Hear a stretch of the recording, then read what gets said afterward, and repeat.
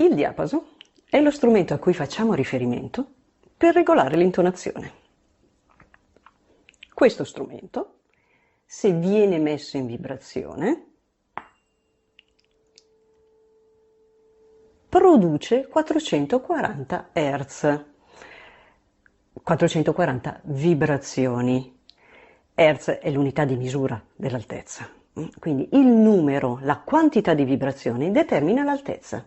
Più il numero aumenta e più andiamo verso l'acuto, più il numero diminuisce e più verso il grave. Questo La a 440 Hz è il La del secondo spazio letto in chiave di violino. Allora, come vi ho fatto vedere prima, messo in vibrazione, lo avvicino all'orecchio, probabilmente un filo il microfono lo prende, si sente l'altezza per poterla regolare. Se lo avvicino al mio orecchino, si vede anche la vibrazione, lì lo vediamo meglio, si sente ovviamente il rumore anche del metallo dell'orecchino e quindi l'altezza dell'A si sente e si sente anche un altro suono. Per far sì che si senta in maniera più potente, bisogna trovare qualcosa per amplificare il suono.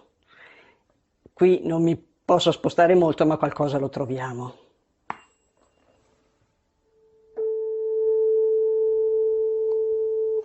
E a questo punto ecco che possiamo regolare l'intonazione, regolarci per cantare, per suonare a una giusta altezza. Quando parliamo di questo strumento e vogliamo riferirci alla sua storia, non ci soffermiamo più di tanto su chi l'ha inventato, che era un musicista, John Shore, nel 1711, ma ci soffermiamo sicuramente tanto e in modo abbondante su quella che è stata e per certi versi lo è ancora, una lunga, controversa storia per definire la precisa altezza di questo strumento. Vi do un punto di riferimento così capite subito quando dico lunga e controversa. Abbiamo detto che è stato creato nel 1711 da John Shore. Quando abbiamo avuto finalmente la definizione di ok, ci mettiamo d'accordo, il La è a 440, lo abbiamo nel 1953. Questo vi dà un'idea del periodo lungo in cui l'altezza di questo diapasone, e quindi del punto di riferimento, era molto ma molto varia. Non vi sto a raccontare tutta la storia, anche estremamente contorta, faticosa, piena di numeri. Diamoci solo dei punti di riferimento. Immaginiamoci nel 1500 e pensiamo alla musica sacra.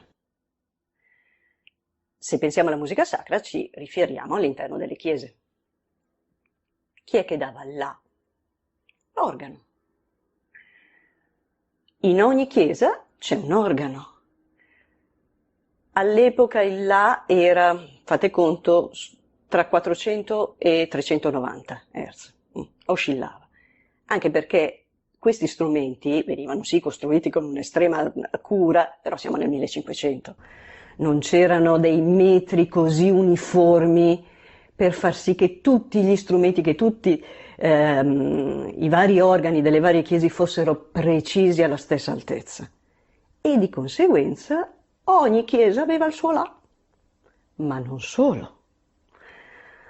Ogni genere musicale poteva avere variazioni. Fate conto che ne abbiamo preso il 500 come punto di riferimento, c'è stata poi una graduale corsa a far aumentare, quindi ad alzare il livello del diapaso.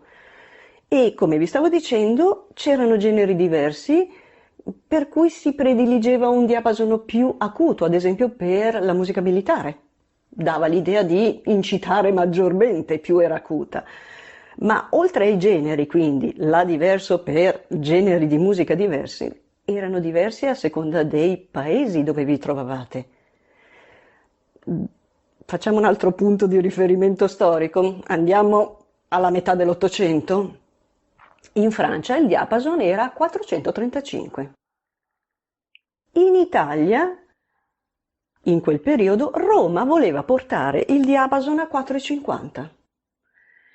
Ecco, in questo caso, in questo periodo, c'è un personaggio importante in campo musicale, tal Giuseppe Verdi, che si farà promotore, si impegnerà molto affinché il diapason torni più grave, non arrivi a quel 4,50 che voleva Roma.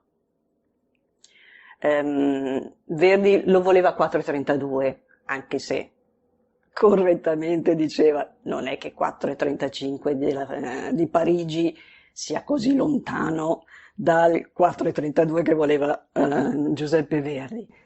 Insomma, stiamo parlando di 3 vibrazioni. Forse vi do qualche aiuto in più, anche solo a livello teorico e numerico, per darvi un'idea di queste differenze. Il La che oggi utilizziamo a 4,40, se scendiamo sulla nota più grave, la più vicina, il Sol diesis proprio sotto, ci spostiamo di 25 Hz. Quindi se parliamo di 3 Hz, di 3 vibrazioni, stiamo parlando proprio di una differenza minuscola. Quindi Verdi in quel periodo vuole riportare, mantenere un diapason più grave.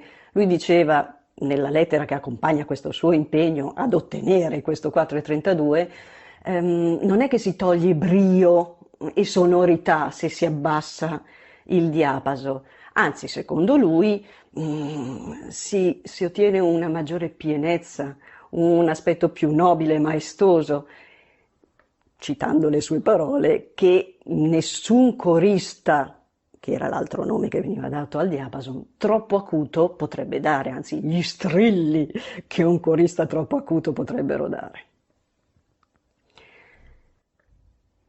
Arriviamo al 1953. Lo stesso Verdi auspicava che ci fosse una visione comune, cioè che veramente si riuscisse a definire un unico diapason, ma come vedete non c'è riuscito, abbiamo dovuto aspettare il 1953.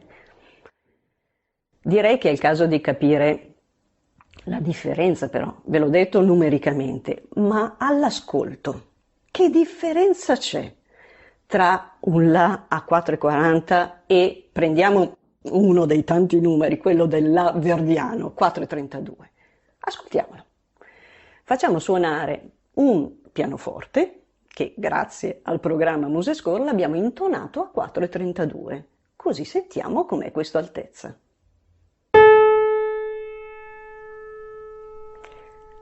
Adesso ascoltiamolo, sempre dal pianoforte, sempre stesso programma, così non cambiamo la timbrica, ma lo alziamo a 4,40.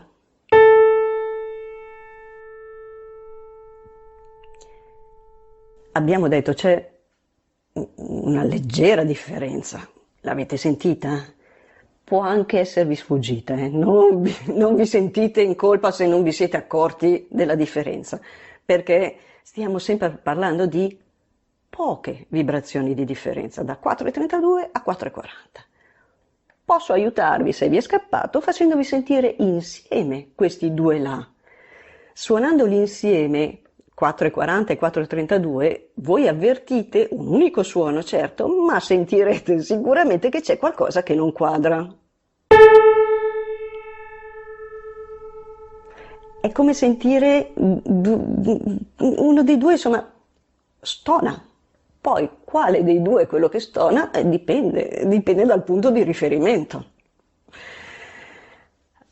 All'inizio vi ho detto, ancora oggi c'è una certa indecisione insomma c'è ancora una corrente di persone che vorrebbe abbassare il diapason proprio a 4,32. Sostengono queste persone che lo vorrebbero riportare un po' più grave, che si orienti meglio questa vibrazione con quella che è la nostra vibrazione e anche quella dell'universo. Io non mi sto ad addentrare in queste cose che non conosco molto e non le sento molto mie. Adesso, per concludere, per darvi una visione conclusiva, vi do anche il mio pensiero. Allora, fermo restando che abbiamo sentito non c'è una gran differenza tra 4,32 e 4,40. Vorrei mettere in evidenza due cose fondamentalmente. Oggi, ad oggi e anche a ieri, il più stretto ieri, gli strumenti vengono costruiti con una tecnica estremamente sofisticata che possono sopportare e supportare le tensioni, mi viene spontaneo fare il gesto dell'accordatura del mio strumento. Un tempo gli strumenti antichi non erano costruiti per tenere queste tensioni. Più io tiro, parlo per il mio strumento, una corda e più il legno deve sopportare proprio la tensione, più aumento le vibrazioni e più tira. Ma non c'è nessun problema oggi, ovviamente. Un tempo ci poteva essere. Noi oggi abbiamo strumenti che hanno bisogno di maggior suono, di potenza sonora, quindi sono proprio anche più robusti rispetto a quello che era un tempo.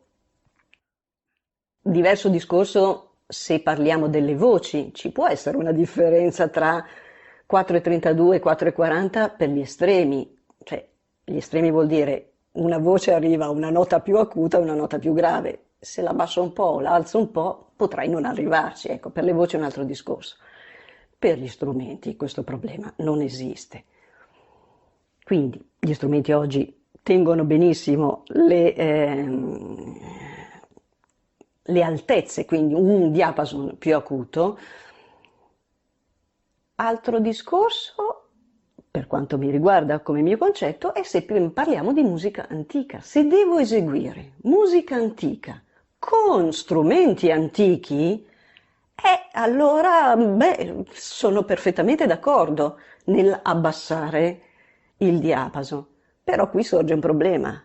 Ma a quanto abbasso il diapason? Se vi ricordate tutto il discorso di prima, la storia ondeggia molto sul quale altezza. Ecco, lì è un po' più difficile stabilire a quale altezza riportare il diapason.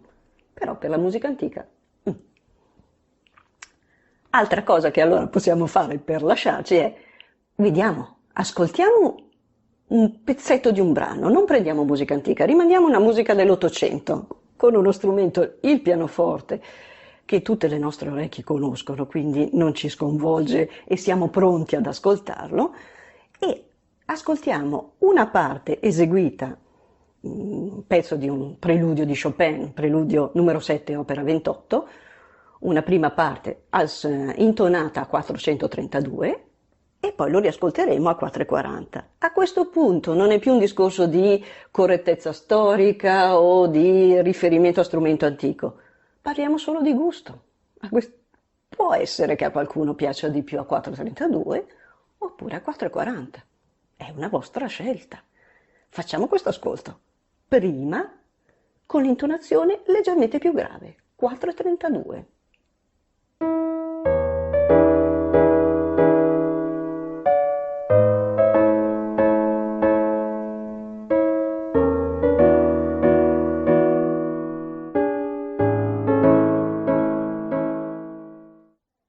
E adesso a 4,40.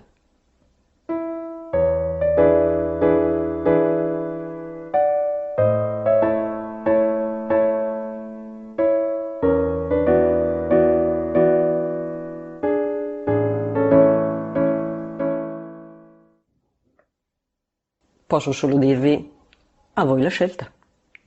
Alla prossima!